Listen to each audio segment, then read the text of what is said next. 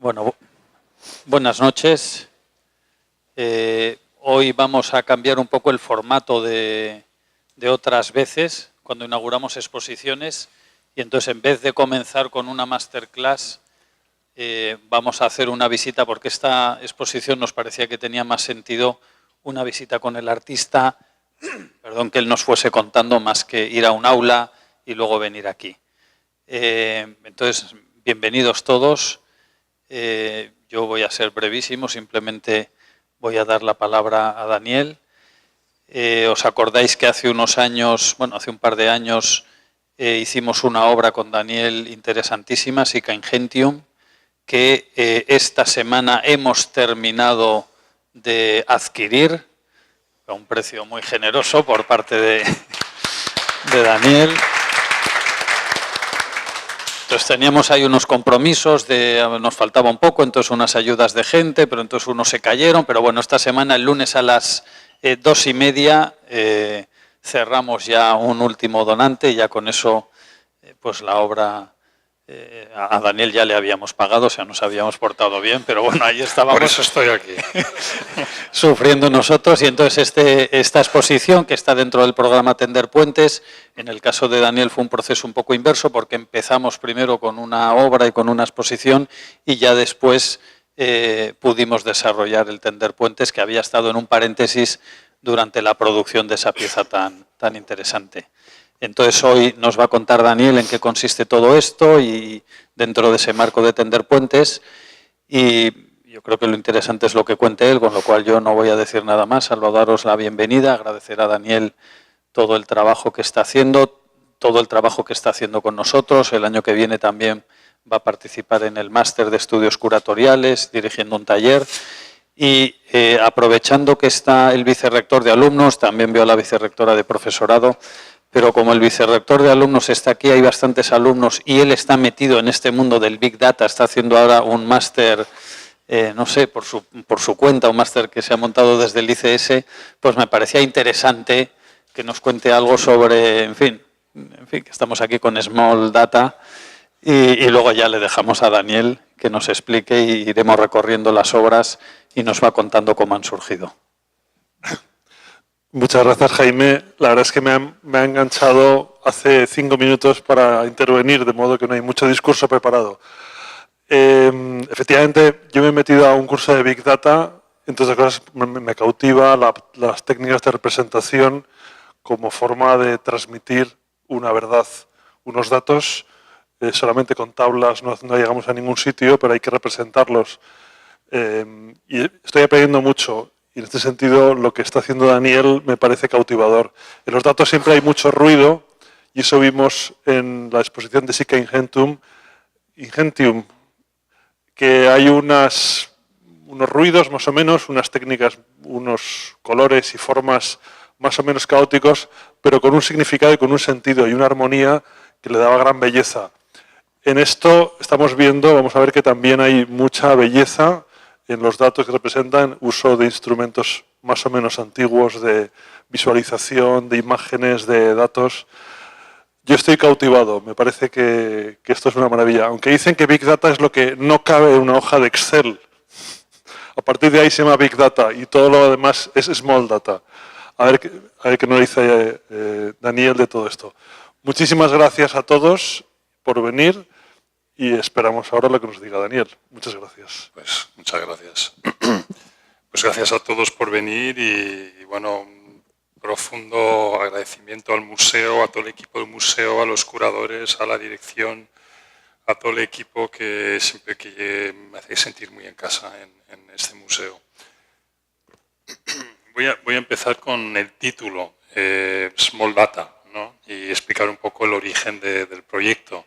Hace como 4 años fui invitado por un centro de arte, el Montalvo Art Center en Silicon Valley, a hacer una residencia artística. Es un lugar que invitan artistas a interactuar con las empresas tecnológicas del centro. Y cuando yo aterricé, empecé a investigar y justo estamos hablando de hace unos 5 años, 4 o 5 años, el tema como caliente en Silicon Valley era el Big Data. Ahora mismo es inteligencia artificial, pero entonces era Big Data. Y entonces empecé a concebir un proyecto sobre Big Data en el que iba a utilizar los datos, nuestra huella digital. Quería que se proyectara la huella digital de cada persona sobre el cuerpo de cada usuario. Una especie de proyecto expositivo en el que tú entras en una sala y ves sobre tu cuerpo pues todos tus Instagrams, tus Facebooks, etcétera, etcétera. Entonces empecé a hablar con varias empresas tecnológicas y tuve como una entrevista con unas 12 de ellas.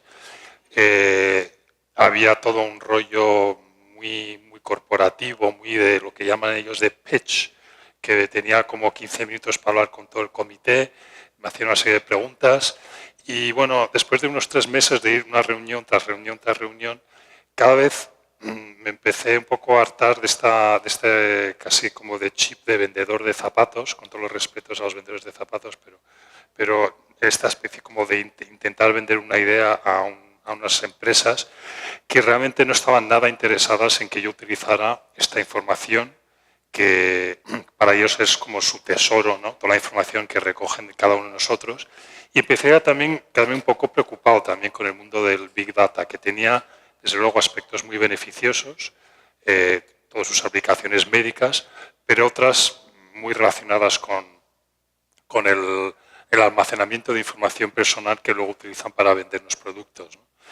Y entonces volví a Madrid frustrado porque no había conseguido hacer este proyecto y empecé a pensar en esta exposición que se llama Small Data, una especie de ironía hacia el mundo del Big Data, pero en esa especie como de cuantificación masiva de data, de información de todos los usuarios de Internet.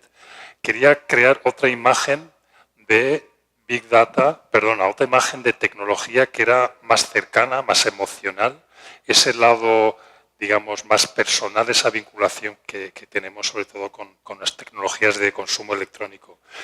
Seguramente casi todos en esta sala hemos experimentado la gran tragedia que significa perder tu móvil. Es como que se acaba el mundo. Luego nos damos cuenta que la vida continúa, pero en ese momento realmente es trágico. Esto es sintomático de ese vínculo tan fuerte que tenemos con algunas tecnologías, que va mucho más allá del tema económico. Es una cosa, un vínculo muy psicológico.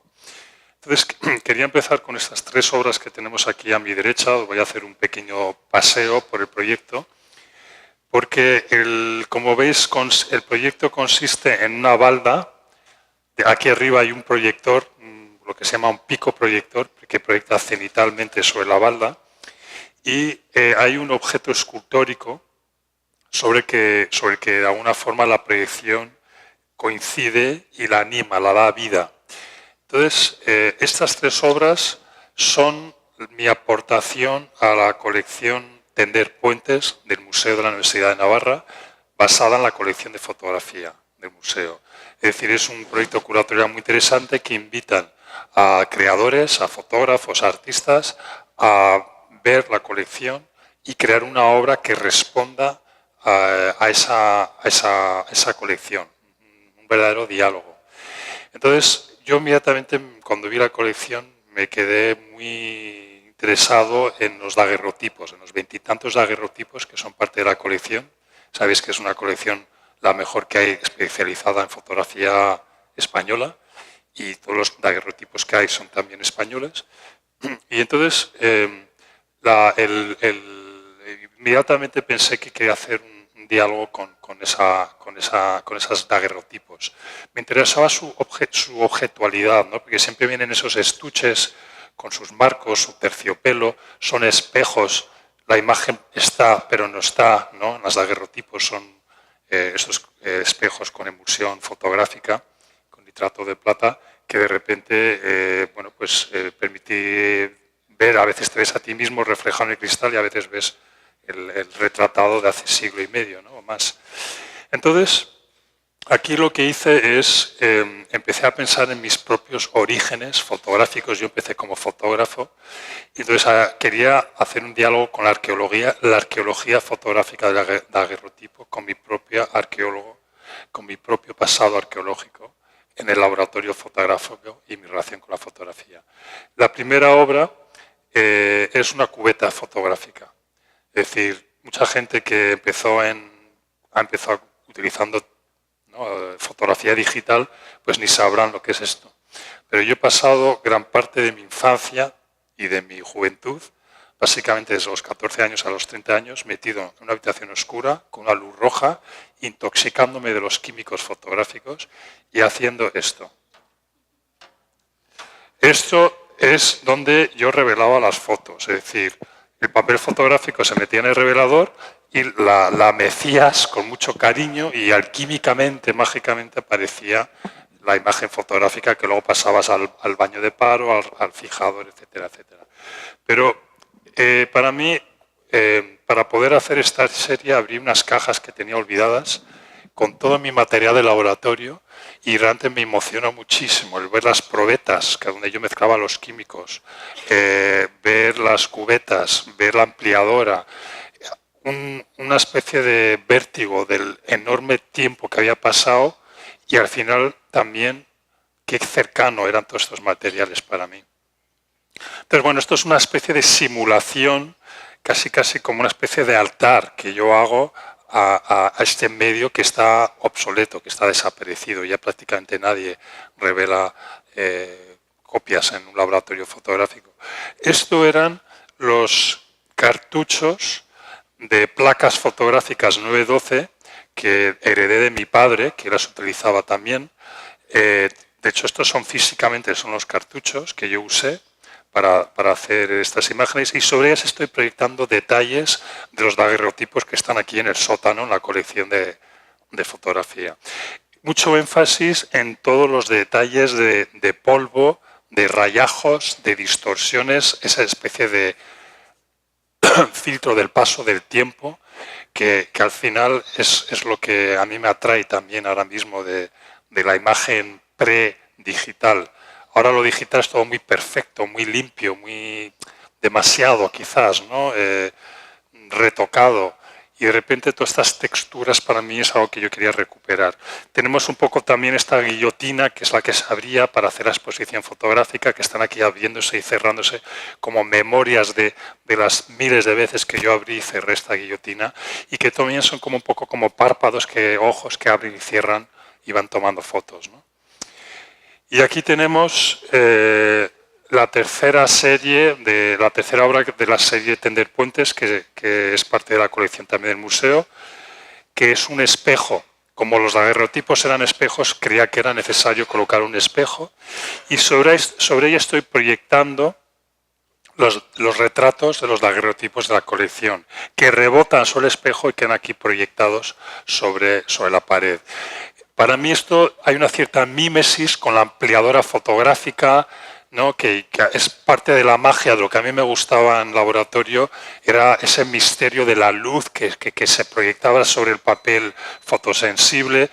Pues aquí de alguna forma se reproduce un poco la ampliadora, la emulsión fotosensible, que aquí no lo es un espejo que rebota la imagen, y estos retratos que van apareciendo y desapareciendo de una forma muy fantasmagórica, muy casi mirándonos de ultratumba, ¿no?, del mundo más allá. Y esos momentos de transición entre un retrato y otro, que quedan estas imágenes como muy abstractas, muy informes, un poco a lo retrato de Dorian Gray, que a mí me gusta, me inquieta, ¿no? Me interesa esta especie de aspecto más fantasmagórico de la imagen, que siempre tiene esta especie de diálogo de algo que está y que no está, que parece que lo vemos y luego no está tampoco, ¿no? Esa especie de diálogo también que la fotografía tiene con la muerte, que me parece que está presente, ¿no?, en esta obra. Bueno, vamos a pasar aquí a estas obras.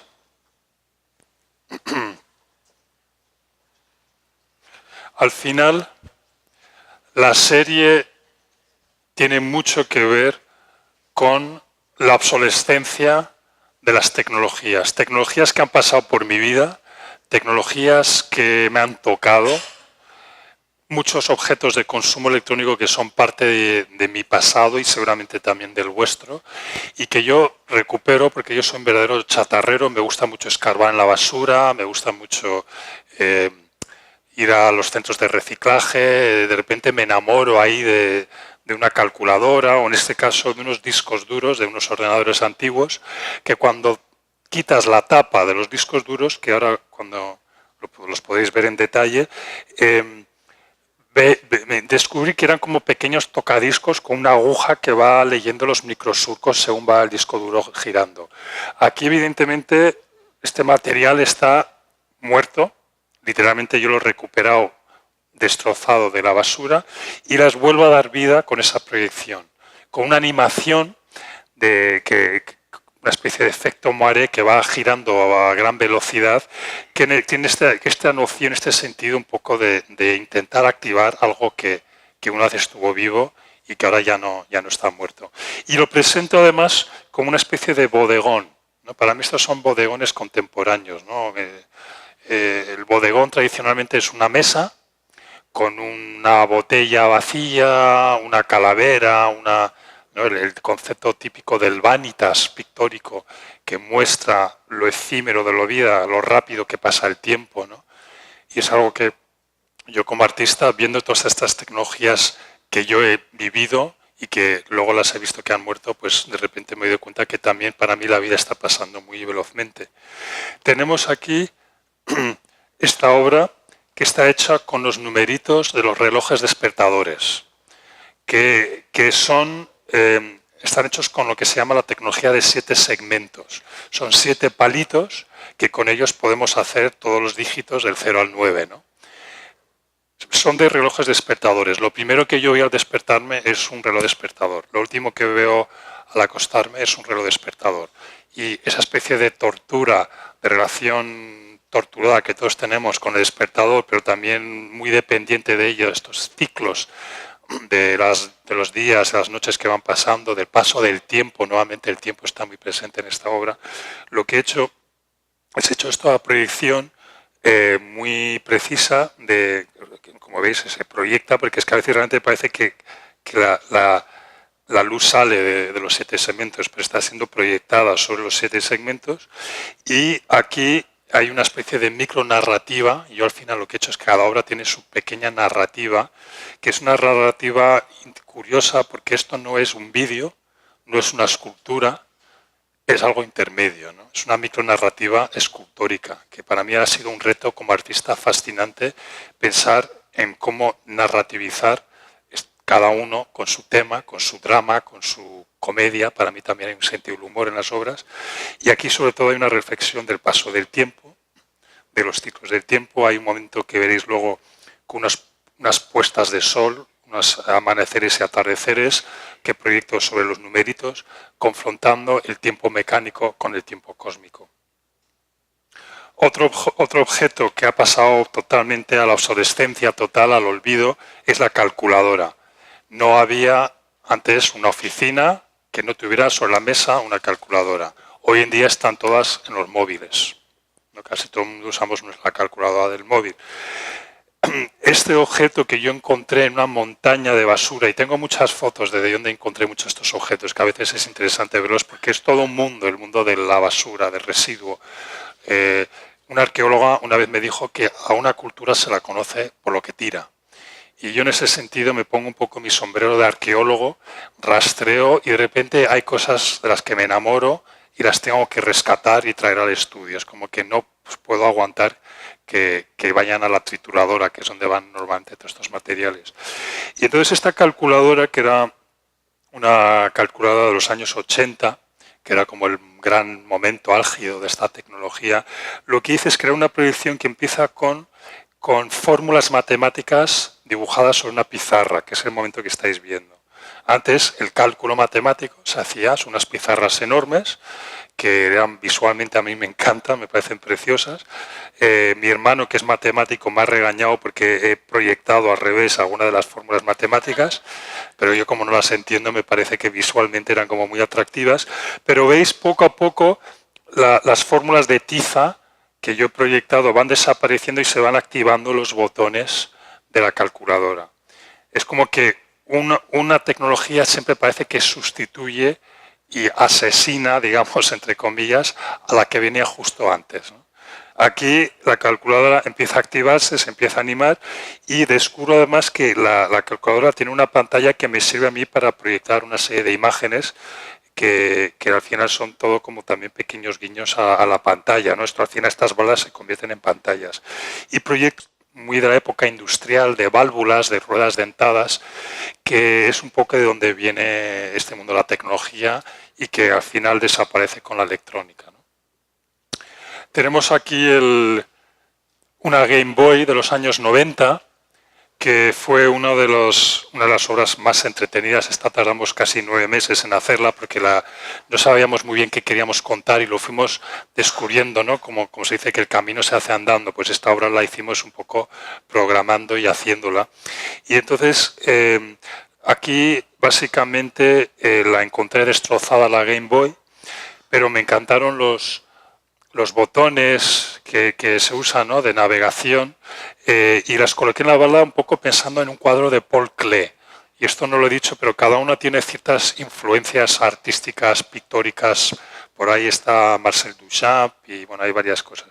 Y aquí aparece un poco la carcasa de la Game Boy y una serie de videojuegos muy primitivos. Y aquí hay un momento para muy clave del gran drama que se describe en esta obra, que aparece un pequeño personaje, una especie de princesa, que se escapa del videojuego y salta de la pantalla. Y aquí la vais a ver, salta, porque yo siempre pensé que los personajes de los videojuegos están atrapados en bucles y he querido, ¿qué pasa si se intentan escapar? Pero lo que pasa es que se encuentran con otros límites. ¿No? Detrás de un bucle parece que te quitas un bucle y te metes en otro. La vida, el life, las barritas de los life se van consumiendo, se va avanzando este drama, que al final hay todo casi una historia bíblica, un diluvio y un arca de Noé con todas las criaturas que finalmente después del diluvio se escapan. En fin, como ves, hay toda una evolución. Aquí hay bueno, varios personajes de muchos videojuegos, pero sobre todo lo que yo también quiero destacar es que realmente a mí nunca me interesó la estética del videojuego. Pero cuando me empecé a hacer esta pieza, ahora me parece increíble. Toda la estética de lo que se llamaba de 8 bits, que era con muy poco, con 8 bits, se hicieron unos mundos de una enorme complejidad, ¿no? Y hay un verdadero trabajo artístico. Cada personaje con sus botitas y sus gorritas y sus narices, eso está diseñado y que lo ha pensado alguien, y hay un homenaje para mí a todo ese esfuerzo, a toda esa creación, que si no hubiera sido por este juego, pues seguramente nunca, si no hubiera sido por esta obra, nunca hubiera pensado en ello. En fin, luego podemos volver a ello. Y aquí para mí esta obra también, que es muy arqueológica, estas son unos circuitos que pertenecían a un televisor de los años 70 que estaba totalmente destrozado y yo lo saqué un poco de la carcasa rota y etcétera, y quería presentarlos como pequeñas joyas, como algo extremadamente delicado, como podríamos encontrar en un museo arqueológico las cerámicas rotas, ¿no?, de romanas, una vasija romana o árabe, ¿no? Y aquí, pues, al final lo que hago es que proyecto con gran precisión, con una técnica que se llama videomapping, al final todo esto es videomapping, una proyección que sigue las pistas de vídeo, las pistas de estaño de los circuitos. Aquí los circuitos en este momento eran enormes, incluso es que me parecían como patrones casi de laberintos o de diseño textil, había algo muy atractivo para mí de estos dibujos. Pero hoy en día los microcircuitos en esta evolución que ha habido de estas tecnologías han quedado totalmente miniaturizadas en nada, ¿no? Yo ya no podría hacer una proyección, sería una nanoproyección. Bueno, quién sabe, a lo mejor sería el siguiente paso. Bueno, vamos a acabar en la última habitación y ya os dejo tranquilos. Nuevamente me encantaría enseñaros el estado en el que encontré estos dos objetos de consumo electrónico. A mi derecha tenemos un escáner y a mi izquierda tenemos una impresora. Y aquí hice un trabajo casi de forense, porque la carcasa no la encontré de la obra, solamente tenía aquí lo que es la varilla escaneadora, con su eje y la goma y el mecanismo que hace que sube y baja para leyendo, ¿no?, la imagen escaneada. Pero empecé a mirar en internet y encontré el manual de la que estoy casi seguro que es de este escáner, y conseguí las fotos del manual, que son las que proyecto sobre este objeto un poco esquelético, ¿no? Entonces, el escáner de alguna forma vuelve a escanearse a sí misma, como la impresora vuelve a imprimirse sobre sí misma. Fijaros, porque es que todo está hecho con mucho cariño y mucha atención. Las impresoras funcionan básicamente con una cuatricomía, ¿no? Con C, M y K. Y aquí hay momentos que vibra, el cartucho proyectado vibra y se ven los colores cian, magenta, amarillo y negro como en los bordes de la vibración. Aquí hay, por ejemplo, la impresora empieza a imprimir pruebas de estas típicas pruebas que uno hace para ver que están bien los cartuchos, ¿no? Pero se vuelve un poco loca. Aquí vemos el C, M y K que van apareciendo. Pero sobre todo lo que quería destacar es que realmente esta ya la veo casi como un díptico. Porque aquí, por ejemplo, veis que sale impreso la barra escaneadora de esta obra. Y el escáner también empieza a escanear detalles de la impresora. Yo la veo esta obra como una especie de relación de amor.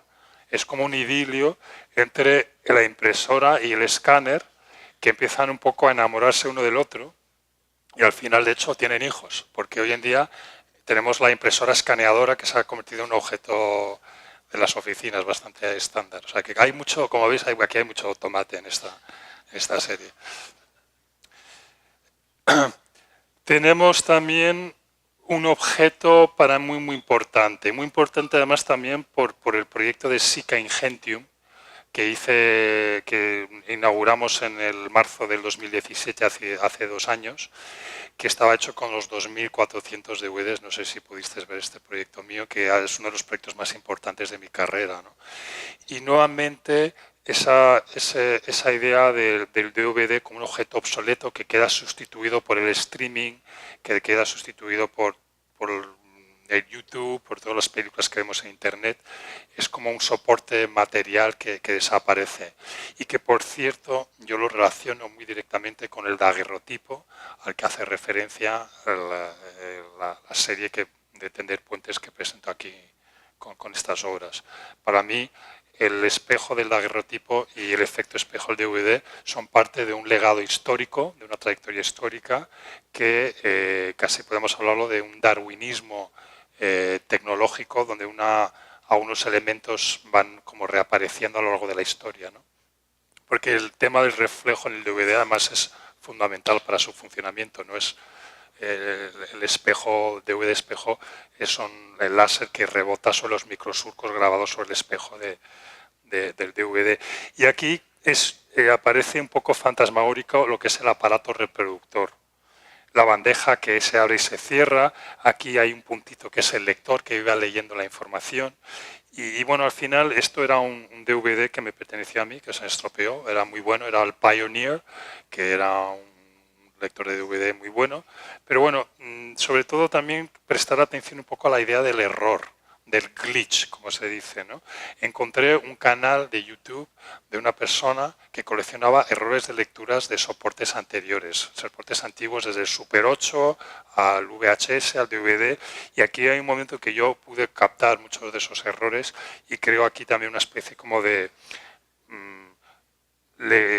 animación hipnótica, de hipnosis, estas típicas, pero también como mucho efecto pixelado de moiré que quise dar una forma como el polvo que saco yo en los daguerrotipos. Aquí es un poco, este es el polvo contemporáneo, que es cuando aparece el error de lectura del DVD, toda esta especie de manchas y de píxeles, pues de repente me parecen plásticamente muy atractivas para explotarlas, ¿no? Este momento, por ejemplo, a mí me encanta, que había errores de este tipo que a mí me pasó con este aparato cuando se me estropeó. O sea, que directamente era el mío. Y luego ya finalmente el VHS, el pobre VHS, que quizás es de los que más pena me da, porque muchos de nosotros solamente tenemos unos recuerdos maravillosos de irnos al videoclub y organizarnos el fin de semana. Hoy en día los videoclubs han desaparecido, pero aquí tenemos el lector de vídeo, el lector de audio. Hay muchos de los elementos que formaban parte del reproductor del VHS, y al final toda esta texturilla que veis también es esa textura que tenía el lector de VHS, que tenía una calidad terrible. desde nuestro punto de vista, acostumbrados ya a 4K, ahora estamos empezando a ver 8K. O sea, ya ni la retina humana puede tener tanta calidad, ¿no? Pero nosotros veíamos con una enorme felicidad películas con esta calidad, que parece increíble. Y aquí es la banda magnética que se vuelve un poco loca, que sale, que tiene una cosa así un poco espasmódica, que a veces se salía la banda magnética del cartucho y luego había que, con un lápiz o con los dedos, había que volver a meterla. Pero quería también que la obra tuviera cierto aspecto casi como de cine mudo, o algo de la moviola o de otras épocas anteriores al VHS, ¿no? Y al final, pues aquí está mi pequeño museo del objeto obsoleto, que para mí es un paradigma fundamental de nuestra economía, que es un problema enorme, que tiene implicaciones medioambientales terribles, porque estamos en esta cultura de usar y tirar que cada vez es más corta, y que al final es también parte de una economía que nos mantiene vivos. Es decir, si eso dejamos de usar y tirar, pues hay muchos negocios, muchas empresas que tendrían que quebrar inmediatamente, ¿no? Entonces es una situación muy difícil en la que estamos. Pero al final la obsolescencia fundamental de la que estamos hablando es de la nuestra. Porque parte de mi identificación con estas tecnologías es que de repente adquieren fecha de caducidad. Y nosotros aquí todos, de momento, tenemos fecha de caducidad. Y yo creo que eso es lo que las hace muy humanas. Y al final, yo también las veo como autorretratos, en las que yo pienso como un artista ya en mediana edad avanzada, qué rápido ha pasado mi tiempo. Parece que fue ayer que estaba en el laboratorio fotográfico revelando mis fotos, pero han pasado ya 25 años, 30 años. Y la obsolescencia es la mía también. La obsolescencia mía como ser humano, la obsolescencia mía como hombre, la obsolescencia mía como artista también. ¿No? Y hay artistas más jóvenes que nos vienen a sustituir, ¿no? Es ley de vida. Y bueno, pues al final ese Vanitas aquí, este Vanitas que yo he creado, este pequeño museo del objeto tecnológico, pues yo creo que son objetos al final que encierran muchas de nuestras memorias, de nuestras fantasías, de nuestros deseos y de nuestro pasado, que yo creo que por eso conectamos con ellas. Pues muchas gracias.